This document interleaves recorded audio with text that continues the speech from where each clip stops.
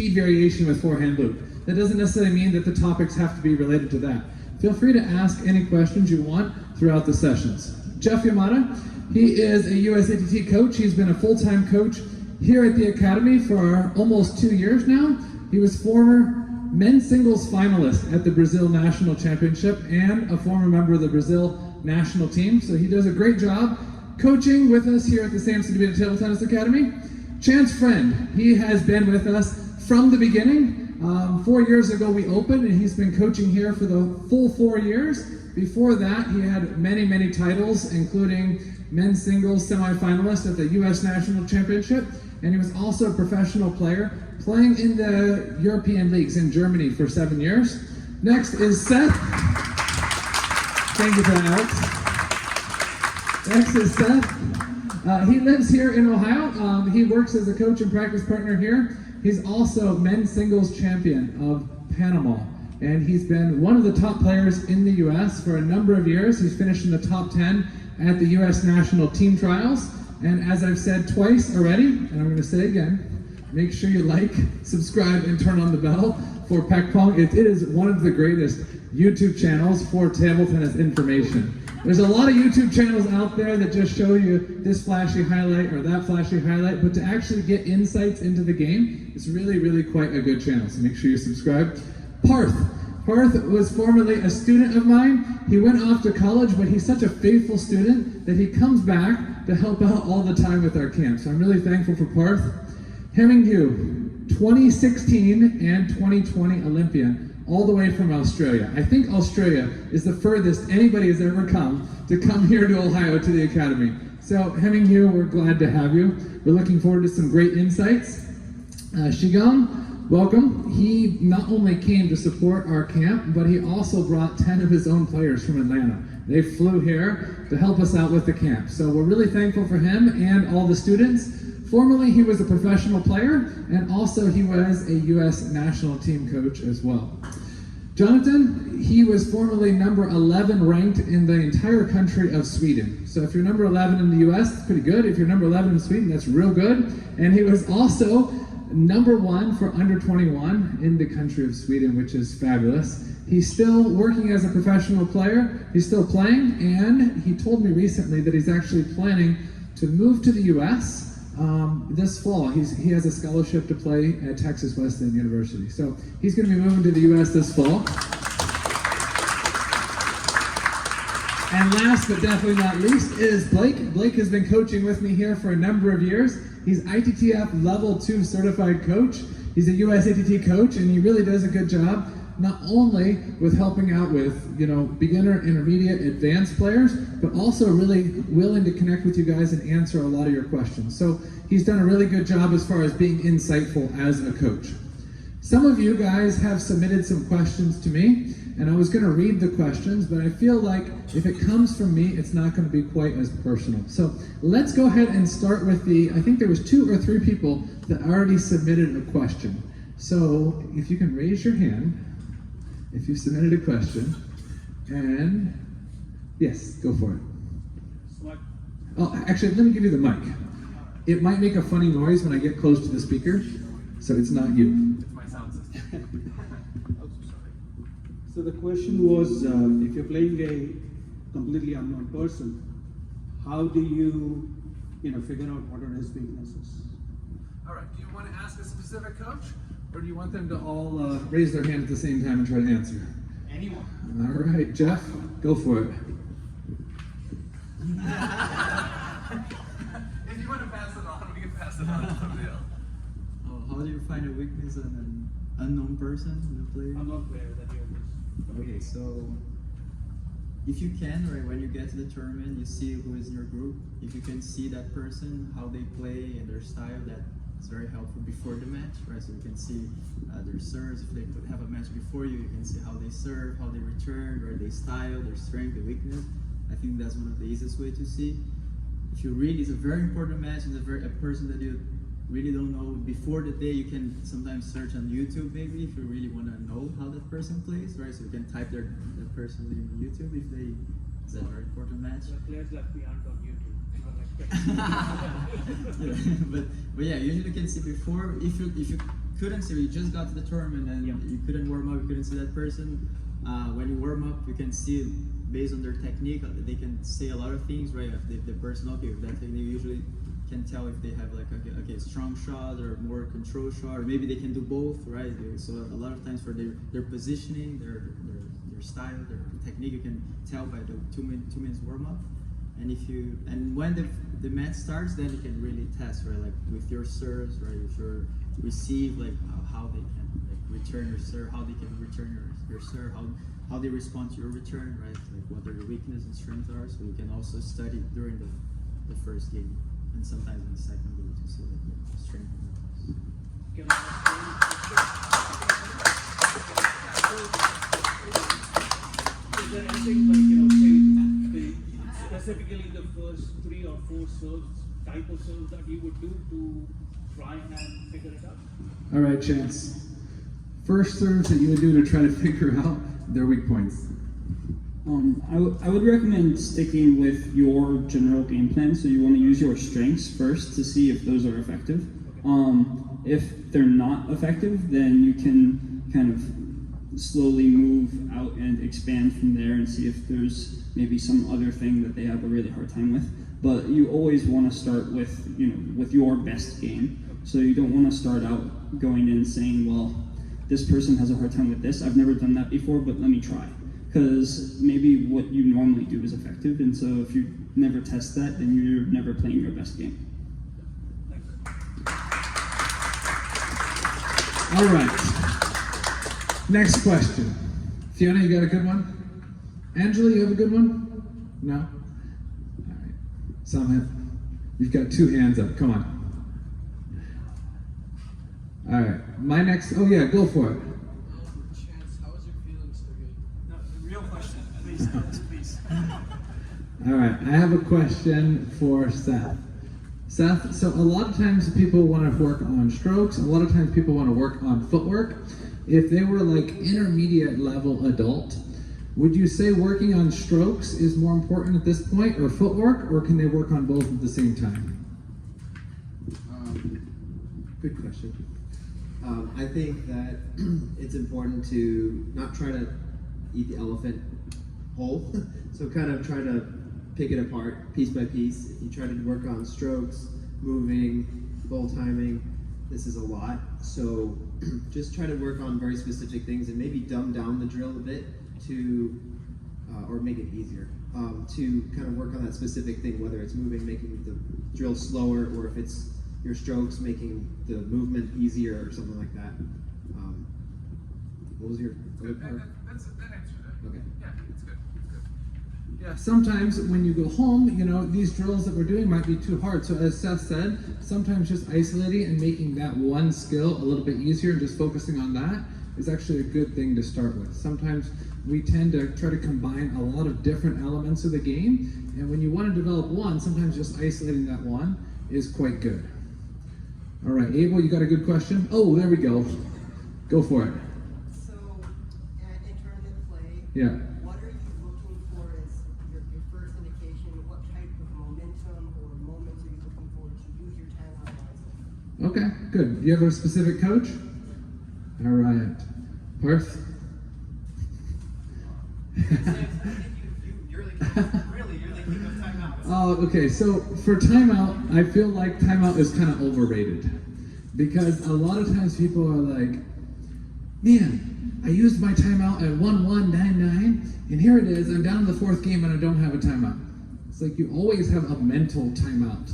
You're allowed to step back and say, tactical change here, I'm going to do something different. You don't have to officially go like this and call timeout to actually call timeout.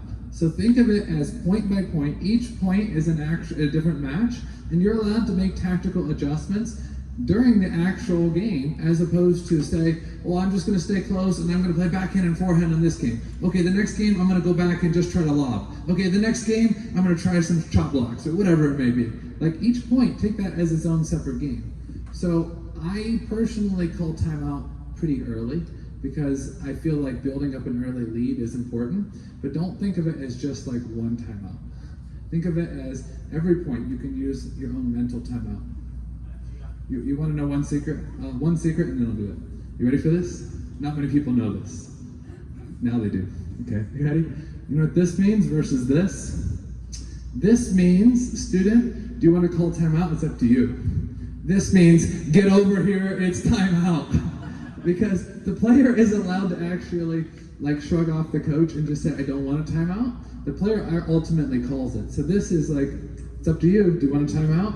And this is, I have something really important. Don't tell me no. Get over here. It's actually timeout. So that's our like hand signal. We have a lot of signals, but now you know one of them. Okay, Chance, he's cooking up something good.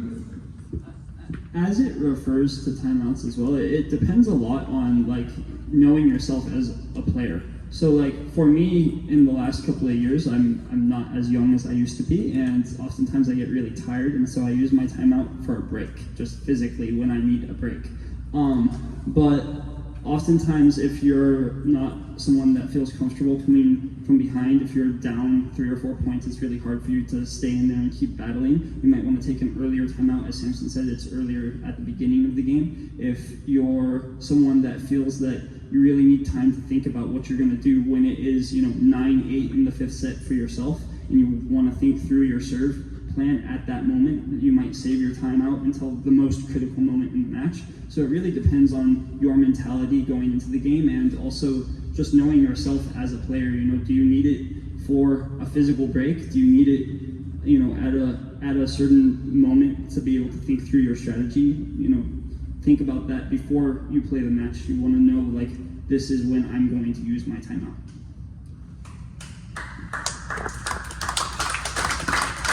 I'm really not into stories, but I gotta go with one story. So I was coaching Chance in a tournament, and Chance was up 10-5. And the guy comes back to 10-10. And then the other guy takes a timeout. I don't get why in the world the other guy took a timeout. He just got 5 points in a row. He called timeout, and Chance comes over to me, and I'm scratching my head going, okay, this is what we should do, but I'm not exactly sure why he needs a break. But anyway, Chance won the next 2 points and won the match. But all that to say, it's not just a matter of your feeling, it's also a matter of the other person's feeling too. So let's say, for example, if I'm playing against Chance and I really feel like he's kind of down on himself, for sure I'm not calling timeout, right?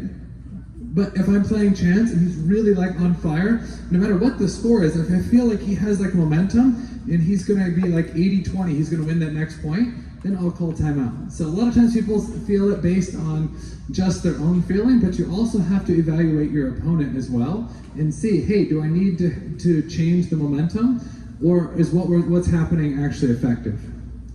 All right, we've got time for about 3 more questions. Yes? As professional players, how much importance do you guys put on nutrition and weight training? Is it as important as the training you do on the table, or is it less? That is a great question. All right, you ready, Hemi? It is a great question, because now I find myself working for a personal training studio. So in short, Enterprise Fitness in Australia, 15 amazing personal trainers. Some are athlete-based, some are more bodybuilder-based. And what we started to realize through me working with these guys before Tokyo, depending on your playing style, table tennis is mostly a strategy and skill game. So how much does gym affect what you do on the court? I'd say about anywhere from 5% to 20% max, absolute max. If you've got injuries, that's another thing. I don't know what you do there. Then you have to go to a good physio, which the reality of it is there aren't a lot of good physios out there. Just like it's hard to find a good table tennis coach out there, it's hard to find a good personal trainer and a good physio. If you're like the Chinese, your game is going to be a bit more physical, and it's really important to have a coach that can program for you based on movements that do. Look, your goal when you go to the gym is to get stronger, and when you gain strength, you can then what's the word I'm looking for? You can then put that as power, which when you turn around and hit a big forehand, when you come in and you really want to do an explosive movement out wide, that's what you need it for. So it's important. It's definitely 5 to 15%, which can be the difference between you winning a set, winning a match, losing a match, or not. Nutrition, as table tennis players, you can get away with quite a lot. But it is important because if you're carrying, the reality of it is, if you're carrying 5 kilos more than you need to, it's going to be hard to move to a ball that comes to your middle. Does that answer your question? All right, Blake wants to also answer that question, and then we'll come to you. Okay, I'm not a professional table tennis player, just so everyone knows. But being an older player, I would say that your physical being is going to become more and more important. You know, if you want to keep playing and you want to play at a higher level, you definitely need to watch your weight, which you can see has been tough for me lately. But also injuries and just general physical fitness are more and more important as you get older. Like the kids in the front, they don't need to worry about it yet. Maybe they do little bits and pieces. Samson will give them a warm up and they'll run around, do this and that, and they're ready. For me, I when I was playing a lot, you know, as a 50-year-old, I used to I'd come to the gym an hour before I had to play and spend at least a half an hour stretching. And then otherwise, I actually did try to do things like running and keeping in shape all the time. I mean, that was on a pretty much a daily basis, I'd be doing something. So I think it's very important. Yeah, absolutely. So a bit of a funny story. I have quite a wild life out of table tennis, and this was in 2021 Olympics. We weren't really sure what's happening, and I was out spending a lot of time with people, and having a lot of alcohol, having a really wild life, and I found myself really struggling when someone did play to my middle. So my brother, who's he's my personal trainer, he's like, "All right, bro, we really need to drop 5 kilos." I'm like, all right, because that was the moment that I knew I got picked for Tokyo. It made me quickly realize that when you're really young, you get away with, eating more and you burn a lot because of your metabolism. But some people don't have as much freedom or luck with genetics.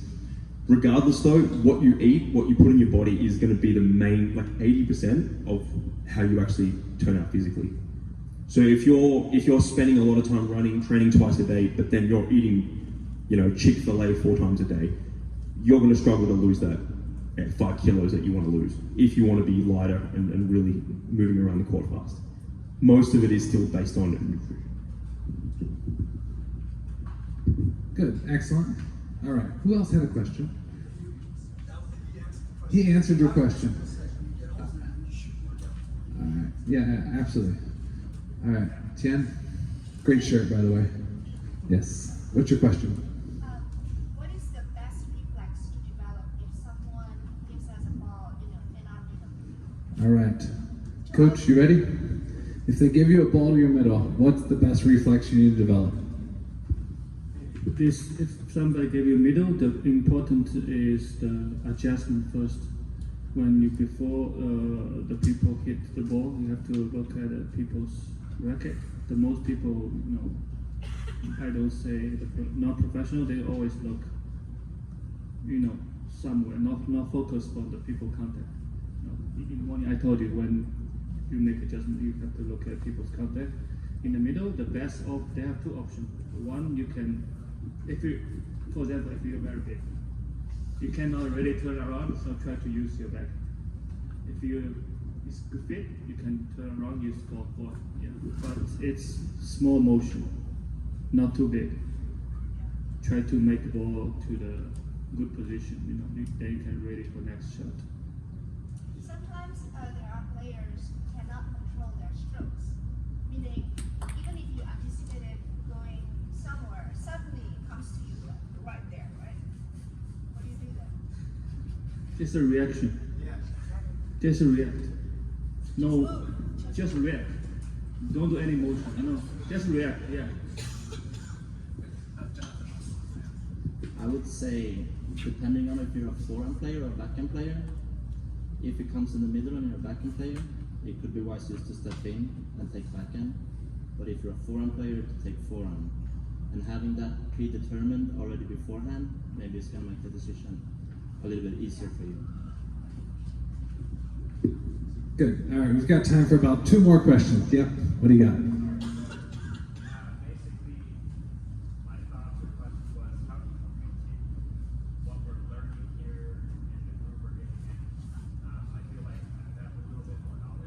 and leveling up with like the touches get better. Mhm. So we get home. In our city, it's a small club, we don't have a lot of partners to choose from. So what's your best advice, I guess, simulate this or create an environment where we can continue that progress once we get home? Good. Who would like to answer that one? Chance? Yes. I knew you'd rise to the occasion. So one of the big things for people that don't come from like a major club or don't have like a private coach, they ask that question a lot, and I would say the biggest thing is find someone that is also looking to train and looking to practice, and just make a schedule with them that you actually do drills. So going to the club and playing matches is great.